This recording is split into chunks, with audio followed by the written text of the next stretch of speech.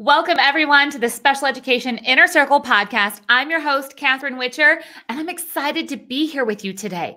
We're wrapping up 2019. We're jumping into 2020. And for many of this feels like a fresh start, right?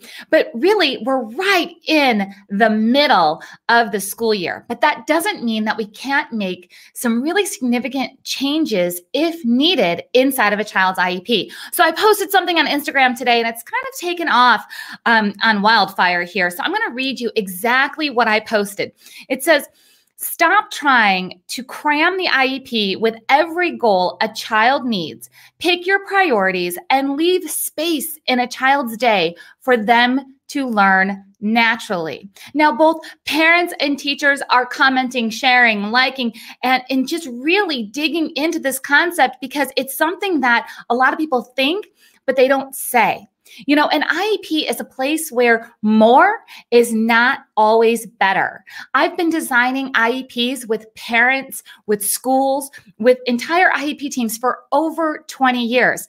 For those of you that don't know, I'm a special needs sibling. I grew up with my brother who has Down syndrome, watching my family navigate the special education system. I became a special education teacher, so I learned how to write IEP goals. But learning how to write IEP goals and knowing what to put into an IEP is one skill set. But being able to prioritize what truly needs to happen to prepare a child for further education, employment, independent living, and how to really maximize a school day is a completely different skill set. So let me share just a couple of things that I've learned in these 2 decades of building IEPs. The first thing is, you're never going to get every goal into an IEP, nor should you.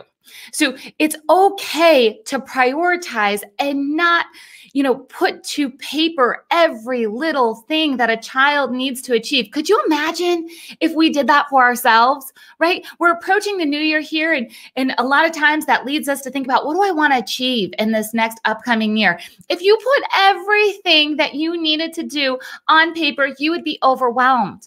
But that's exactly how both students and teachers and therapists feel when you try to cram things into the IEP. So just, just accept it. You're never going to get everything into the IEP, and that's okay, because you can prioritize what needs to happen. Now, when you're making these priorities and when you're deciding what needs to go in there, it's really important for you to really look at the child's whole big picture of their day. Because if you really cram direct instructions, that means, they're getting direct interaction with a teacher or a therapist or a paraprofessional for most of their day. And by most, I mean, of course, we're going to have all these supports throughout the entire day. I'm checking every minute of their day filled, okay? The child's going to shut down. Think about it. You don't want to be bossed around all day with no time to think for yourself. Our children, our students, they need time to think, time to be, time to learn naturally with their peers. Whether their peers are in the special education classroom with them working on a similar task, or their peers are, the entire school community as they're out on the playground or enjoying a read aloud book session or whatever that is, they need time and they need some space in their day to learn naturally. It's so important to allow these spontaneous moments to happen, because that's where the magic is at. That's when you know that a child really has grasped something, is when they can do it independently on their own without prompting, right? That's our goal. That's why we're sitting in front of them all the time and prompting them with so many different tools and cues and supports and accommodations and modifications. But the end goal is that we want them to do it on their own, but we have to leave space for that to happen. I'm going to give you a quick example here. One of my master IEP coaches, Courtney, who she has a daughter who has multiple needs. She is a medically complex child. She uses assistive communication, and she's a teenager. And mom, Courtney, has been prompting her along with the speech therapist and her teachers and working on language and working on language and working on language. I mean, her mom is even a speech and language assistant, okay? This is all about communication.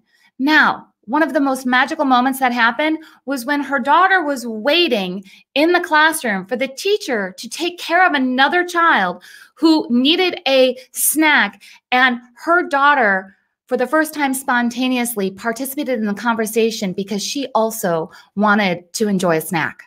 So that space, now if she would have had somebody right next to her on another task and making sure she's fully engaged at every minute, that spontaneous language wouldn't have happened.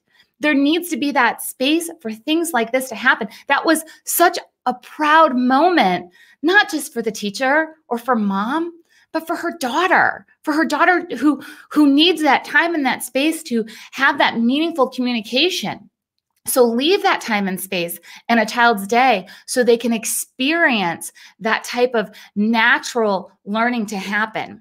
You know, you really have to leave space in the day overall, because if you know anything about a special education classroom or an IEP plan, things don't always go as planned. There are going to be disasters that happen. And if you have a day jam-packed with back-to-back IEP goals, and one thing goes awry, you know what? Maybe a child needs some extra time that day because they're having a rough time at home. Or, you know, maybe it's the holidays and they are just filled with chaos and they need extra time to process. Maybe their sibling at home is sick and nobody's getting enough sleep, so the child is moving slower than normal because they're just exhausted. You know what? Things happen. Things are not always going to go as planned. So let's stop cramming the IEP and cramming the days through, task after task after task, and leave some space for students and teachers to work together with some natural flow. That's when you're going to see real connections happen.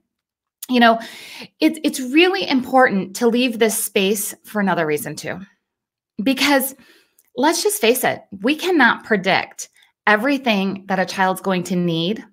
We should not have to adjust the paperwork every time that we see something new and unique that we could do with a child to help them grow. Remember, an IEP is a minimum of what needs to occur. You can always do more. So if you leave space in the IEP and you see something unique happening with your child, with your student, you can start to integrate maybe some new curriculum, maybe some new hands-on ideas, maybe some new opportunities for inclusion at a whole nother level, maybe some new ways to really build community in the classroom and on that school campus. When you leave this space to help truly design an individualized program, then you start to be able to meet a child's need at a whole different level. I'm actually going to give you guys a quote here off of this Instagram post that has just happened. It's just kind of, it is causing some conversation, and I love it. A mom whose name is Angela, she said, this type of focus of not cramming things in and giving space for a child to learn naturally. This is golden. This past year, I cut my son's goals in half. I explained to the team I wanted to go deep instead of wide. Guys, that's huge. That's straight from a mom's, heart. She knows in her gut that it's not about learning all the things all the time. It's about giving her child and the team the time that they need to really dig into a subject, into a skill, into mastery in an area that's truly going to make a difference. Let's see. Now, a teacher commented here, and these are my favorites. You guys know I am not about just helping parents or just helping teachers. The Master IEP Coach program that I developed, it's the only program that really combines training teachers, parents, therapists, and admins all together with the end goal of preparing every child for further education, employment, and independent living, to help them reach their potential, to do it with less conflict, less stress, and more results for the child. Because this next generation does not have to have the bar set so low like we've had for generations in the past. But if we're going to raise the bar, we have to do this together. We have to make the decision together to not put 25 IEP goals into a document. We have to make the decision together to say that, 3, 4, 5, 6, really good IEP goals can change a child's life. We have to trust each other to be able to help prioritize. And then you know what? Sometimes we have to switch those priorities. Like right now, like I said, we're in the middle of the school year, and it's okay if you need to make some adjustments. If you're hearing this right now and you're thinking, oh my goodness, thank goodness we're having this conversation, because I've got a student with an IEP that has 12 goals, or my child's IEP has 14 goals, and I don't know what to do with all of this. It's okay to change it. It's okay to work on it. You don't need to wait. So this teacher who's commenting here, she says, I hate having a ton of goals. I think it's absolutely stupid. Nothing like being blunt right on Instagram, right? I want to be realistic. If a kid has 100 things to work on, it's not feasible. She can't do her job as a teacher and help a child grow if she's being dictated by a piece of paper that's mandating that every minute of her day is filled with direct instruction. Sometimes the greatest addition that you can make to a child's IEP is the subtraction of all the chaos that's inside of the document. It's about really eliminating that overwhelm for both the student, the teacher, the therapist, and the parents, so everybody can fulfill their role in supporting the child to develop the way that they need to. If you cram all of this into every minute of the child's day, you truly are going to miss those magical moments, like Courtney's daughter, who's having a spontaneous conversation with her peers and her teacher over a meal. Guys, that's real life. That's what we do together. That's what you and I do with our family, with our friends. We go out, we sit at the restaurant, we have a conversation. We're participating in meaningful relationships. We're contributing. And that's what happens when you give a child a strong foundation. I want a strong foundation in a child's IEP, prioritizing what that future really does, potentially hold for a child in those areas of further education, employment, independent living. And you've heard me say that 3 times. You'll hear me say it 100 more here on this podcast, because if you look in the purpose of findings of ideal law, remember, I'm not a lawyer. I'm telling you where to look, okay? If you look at the purpose and findings of ideal law, which is the federal law that's governing a child's education, it says that they get an education that's appropriate. Okay, well, that's a gray area. That's why we're here. We're talking about what's appropriate. And then they get an education that meets their unique needs. Awesome. Let's dig into who this child is. And they also get an education to prepare them for further education, employment, independent living. This is not about making a child be like another child. This is not about helping a child keep up with the other kids. How fast can we go throughout the day so we can help a child be like all the other kids? This is about really digging into what a child needs so they can be who they are and grow the way they need to grow. One of my favorite educators ever is Maria Montessori. I love the Montessori method. I love how she observed children before she started to dig in and really start to work with them. She did more watching than she did teaching so much of the time. Montessori education is thought of as this elite practice that, is not accessible to our kind of average schools or our, public school system. That's not true.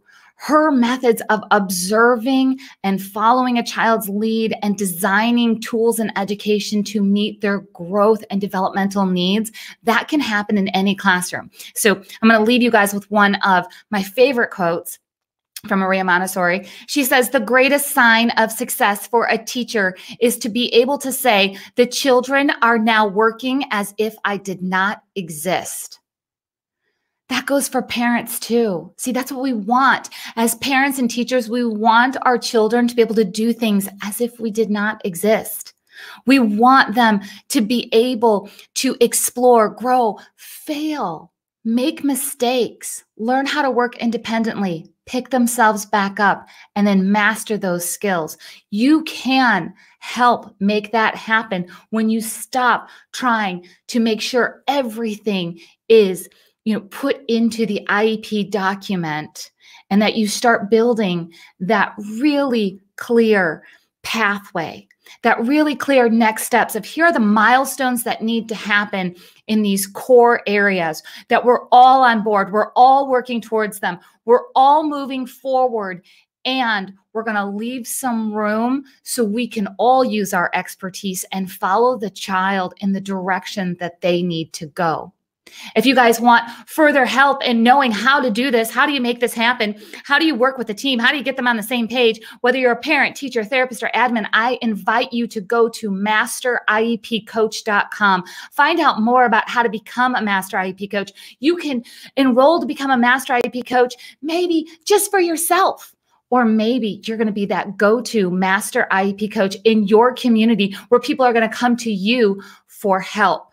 I hope to work with you in the Master IEP Coach Mentorship. Remember, take a look at those IEP goals. Make sure that you know the flow of your child's day, or step back, teachers, and look at the flow of your student's day. Find those spaces in the day where you can allow a child to really master and learn. Start taking out the chaos within the IEP. And again, I hope to see you inside of the Master IEP Coach Mentorship so we can help make this happen, not just child by child, but also by school, by community. This is a change that needs to happen so we can really reach those full dreams that we have of every child getting the education that they need. All right, guys, I'll talk to you soon.